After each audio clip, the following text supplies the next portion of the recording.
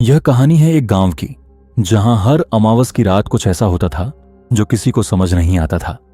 यह गांव एक प्राचीन मंदिर के पास बसा था, जिसे कालिका मंदिर कहा जाता था। कहते हैं यह मंदिर 500 साल पुराना है और इसका इतिहास खून से लथपथ है।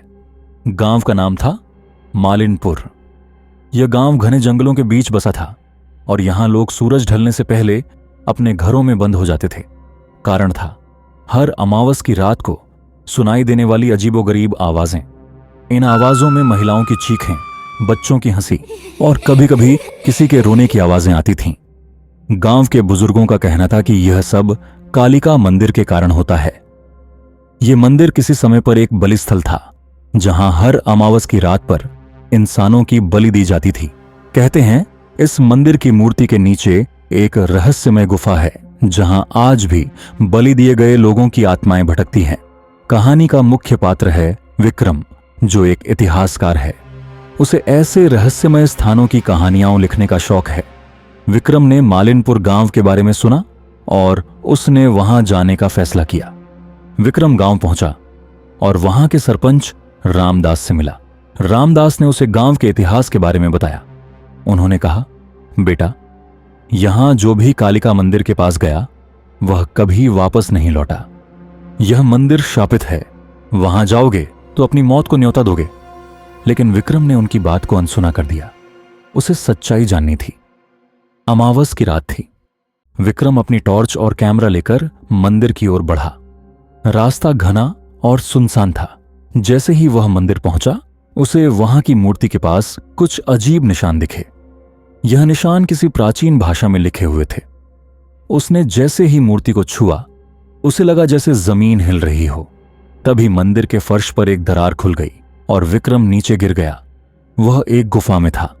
गुफा में चारों तरफ खून के धब्बे और अजीब सी मूर्तियां थीं। विक्रम ने अपने कैमरे को चालू किया और गुफा की हर चीज रिकॉर्ड करने लगा। तभी उसे गुफा के अंदर से किसी के चलने की आवाज सुनाई दी। विक्रम ने पलटकर देखा तो वहां एक साया खड़ा था। वह एक महिला का साया था, जिसके लंबे बाल थे और आंखें पूरी तरह काली थीं। वह साया विक्रम की ओर बढ़ने लगा। महिला ने विक्रम से कहा, तुम यहां क्यों आए हो? यह स्थान हमारी आत्माओं का कैदखाना है। हम यहां उस पाप का प्रायश्चित कर रहे हैं जो हमारे पूर्वजों ने किया था। विक्रम ने डरते हुए पूछा, तुम कौन हो?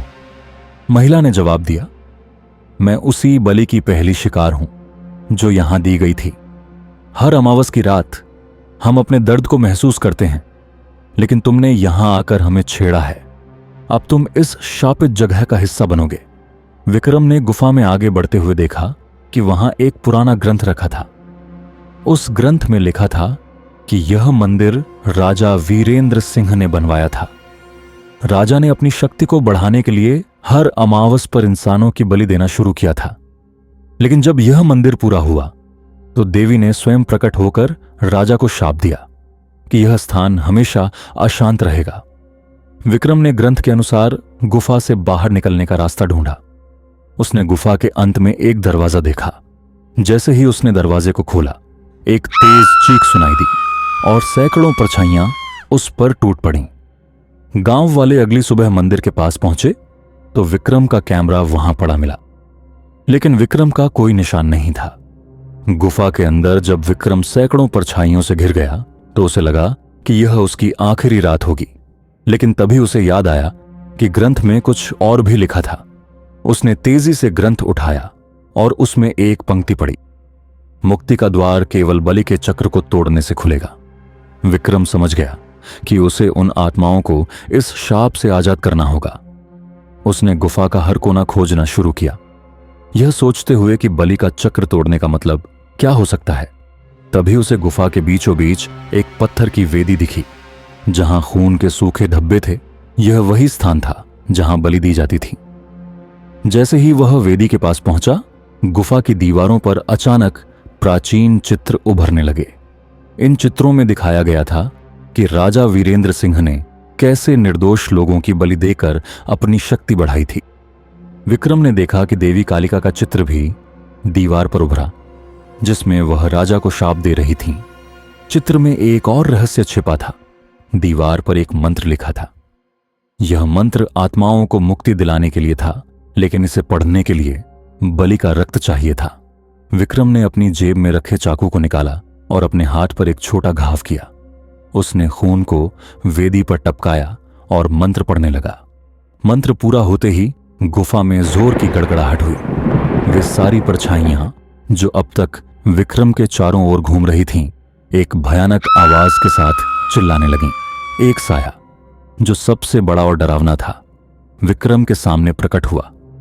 यह राजा वीरेंद्र सिंह की आत्मा थी। राजा की आत्मा ने गरजते हुए कहा, तू कौन है जो मेरे शाप को तोड़ने की कोशिश कर रहा है? यह मेरी दुनिया है और यहां से कोई नहीं बच सकता।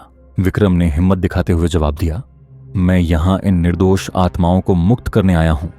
तेरा अंत अब निश्चित है। राजा की आत्मा विक्रम पर हमला करने के लिए आगे बढ़ी, लेकिन तभी गुफा की दीवार से एक तेज रोशनी प्रकट हुई। यह रोशनी देवी कालिका की थी। देवी ने विक्रम की हिम्मत देखकर कहा, वत्स, तूने सही राह चुनी है। अब बलि का चक्र तोड़ने के लिए इस मूर्ति को ध्वस्त कर। विक्रम ने गुफा में रखे एक भारी पत्थर से मूर्ति पर प्रहार किया। जैसे ही मूर्ति टूटी, गुफा में फंसी सभी आत्माएं चीखते हुए रोशनी में बदल गईं। यह उनके मुक्त होने का संकेत था। लेकिन राजा वीरेंद्र सिंह की आत्मा अब भी गुस्से में थी। उसने विक्रम पर अंतिम हमला करने की कोशिश की, लेकिन देवी कालिका ने उसे रोक लिया। देवी ने राजा को शाप दिया कि वह अब इस गुफा का हिस्सा बनकर हमेशा के लिए कैद रहेगा। जब सब आत्माएं मुक्त हो गईं, तो मंदिर की मूर्ति अचानक टूट गई। विक्रम ने महसूस किया कि शाप अब खत्म हो गया है। गुफा अब धीरे धीरे ध्वस्त हो रही थी। विक्रम ने अपनी पूरी ताकत लगाकर बाहर निकलने का रास्ता खोजा। उसने गुफा में एक सुरंग देखी जो मंदिर के बाहर तक जाती थी। उसने जल्दी से उस सुरंग में प्रवेश किया और भागकर बाहर निकल आया। वह अपने कैमरे और ग्रंथ के साथ गांव वापस लौटा। जब विक्रम गांव वापस पहुंचा तो सूरज उग चुका था। गांव वाले पहले तो यह देखकर चौंक गए कि विक्रम जिंदा है। उसने उन्हें सब कुछ बताया कि कैसे उसने आत्माओं को मुक्त किया, तो उन्होंने उसकी बहादुरी की सराहना की। सरपंच रामदास ने कहा, तुमने वह कर दिखाया जो सदियों से कोई नहीं कर सका। अब यह गांव शाप से मुक्त हो गया है। ऐसी और डरावनी कहानियां सुनने के लिए चैनल को सब्सक्राइब करें।